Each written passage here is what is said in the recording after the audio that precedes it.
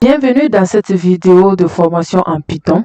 Alors cette fois-ci, nous allons faire ce qu'on appelle le casting, appelé également conversion. Alors c'est quoi la conversion en programmation? La conversion n'est rien d'autre que le fait de quitter un type pour aller dans un autre type.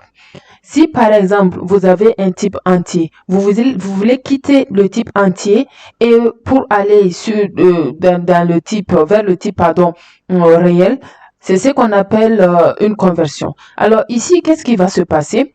Ici, nous allons plutôt quitter les types chaîne de caractères pour aller dans du type entier ou réel. Pourquoi? Sachez que Python, c'est un langage de programmation qui est non typé. Ça veut dire tout simplement que vous n'allez pas préciser le type de variable. Bon, d'habitude, on met la variable, par exemple, je mets A. Quand je mets A égale à 10, je viens de préciser le type de variable à mon interpréteur Python. Donc, Python comprendra directement qu'il doit créer une variable de type entier. Mais le problème, c'est quoi?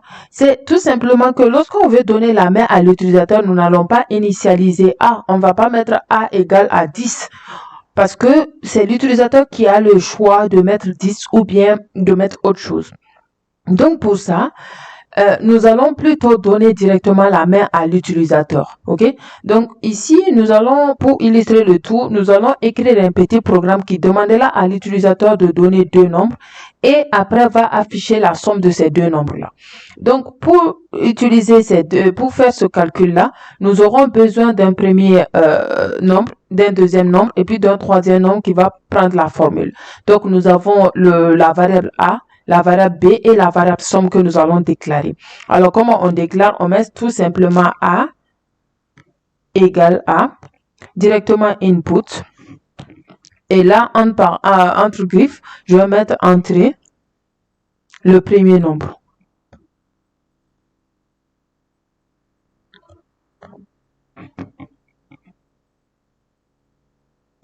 OK.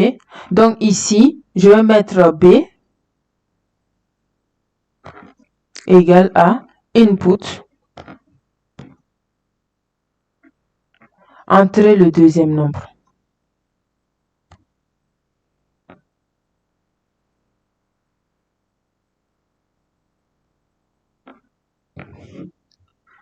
Donc, cette fois-ci, nous allons mettre la formule. La formule, c'est somme, par exemple, égale à A plus B. Donc, cette fois-ci, on va également afficher. L'affichage, c'est print. La somme des deux nombres est 2 points. Et on fait la concaténation virgule somme. J'espère que jusque-là, ça va. Alors, nous allons exécuter pour voir ce que ça va nous donner. Donc, on me dit d'entrer le premier nombre, je vais donner 5. Entrer le deuxième nombre, je vais donner 4.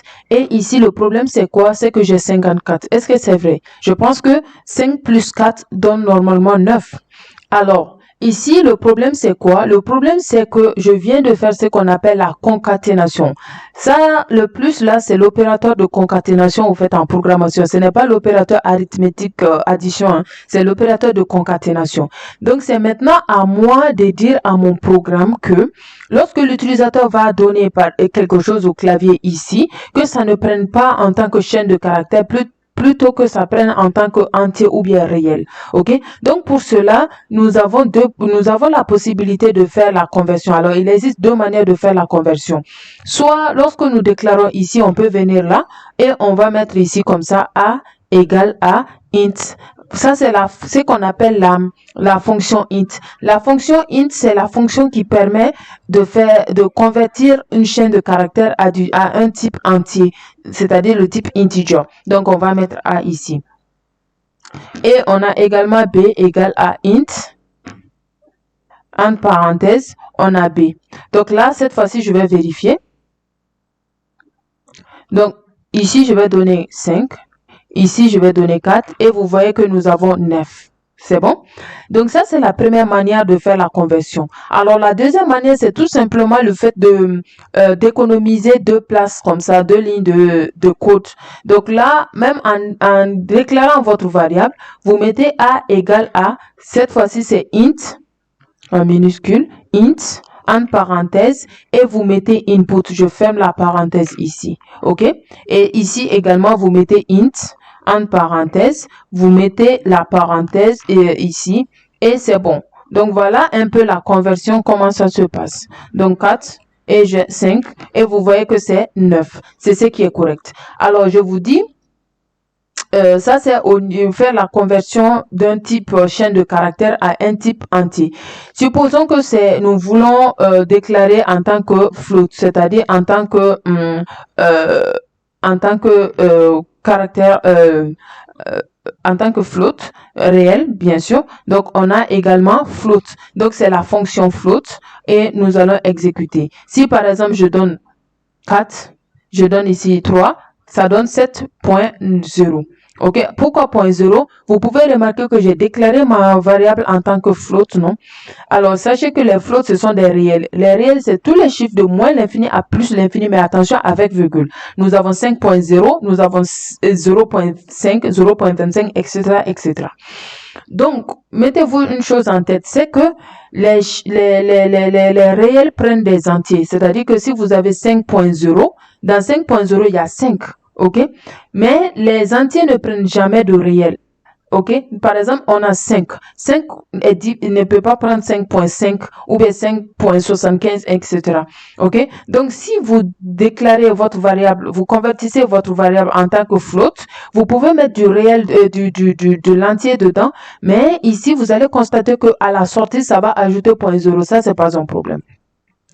Donc, mettez juste vous une chose en tête, c'est que en programmation Python, ainsi que dans beaucoup de langages de programmation, nous avons ce qu'on appelle la conversion. La conversion n'est rien d'autre que quitter un type pour un autre type.